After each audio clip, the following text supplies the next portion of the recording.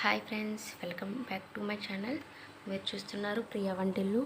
మీరు కనుక నా ఛానల్ని మొదటిసారి చూస్తున్నట్టయితే లైక్ చేయండి, షేర్ చేయండి, సబ్స్క్రైబ్ చేసుకోవడం మాత్రం మర్చిపోకండి. నేను పెట్టే ప్రతి వీడియో నోటిఫికేషన్ ద్వారా మీ వరకు చేరుతుంది.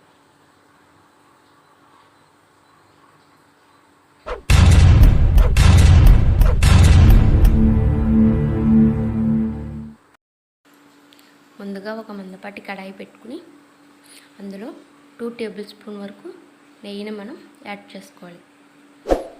ఇలా యాడ్ చేసుకున్న నెయ్యిలోకి 2 టేబుల్ స్పూన్ వరకు కాజుని మనం యాడ్ చేసుకోవాలి.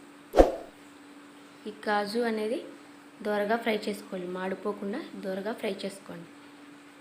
ఇవి కొంచెం ఫ్రై అయిన తర్వాత 1 టేబుల్ స్పూన్ కిస్మిస్ని యాడ్ చేసుకోండి. ఈ రెండింటిని కలిపి దోరగా ఫ్రై చేసుకోండి. ఇలా ఫ్రై చేసుకున్న కాజు కిస్మిస్ను ఒక బౌల్లోకి ట్రాన్స్ఫర్ చేసుకోండి.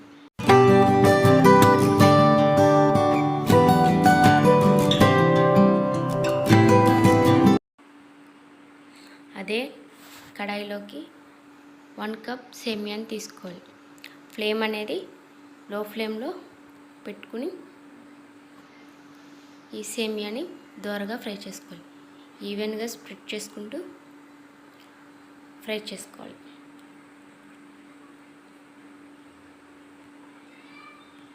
ఈ సేమియా అనేది ఎక్కడ మాడిపోకుండా దోరగా ఫ్రై చేసుకోవాలి.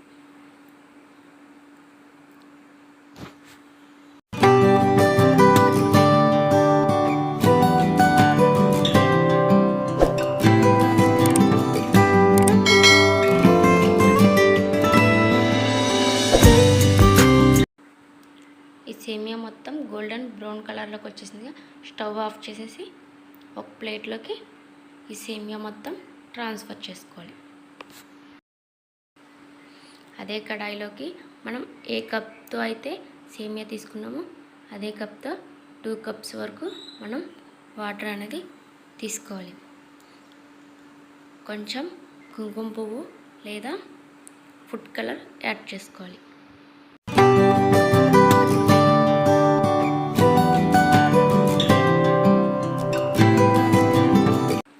ఈ వాటర్ మొత్తం రోలింగ్ బాయిల్ అయ్యే వరకు మనం మరిగించుకోవాలి.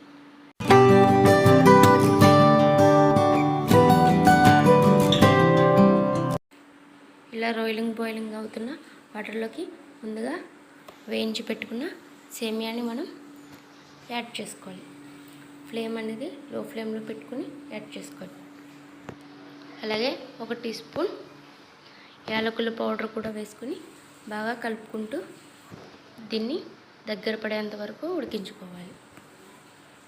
అడుగు మాడిపోకుండా కలుపుకుంటూ ఉడికించుకోవాలి.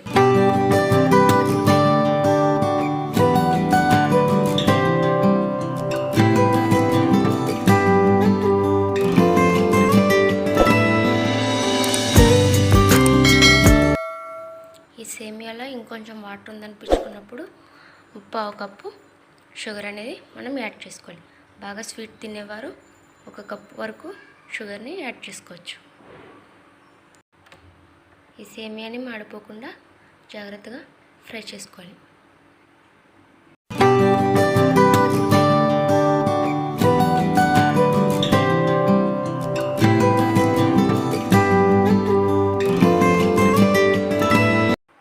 ఇది కొంచెం ఉడికిన తర్వాత ముందుగా ఫ్రై చేసి పెట్టుకున్న జీడిపప్పు కిస్మిస్ని కూడా వేసుకొని బాగా ఫ్రై చేసుకోవాలి.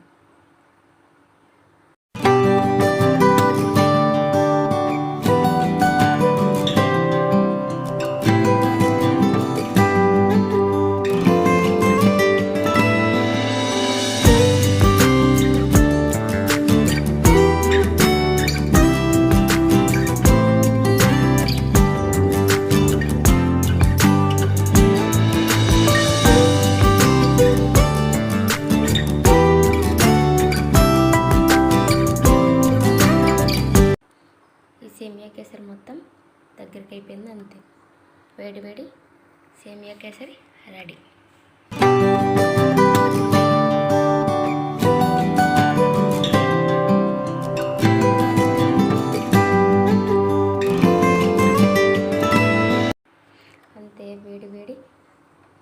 సేమియా కేసర్ రెడీ.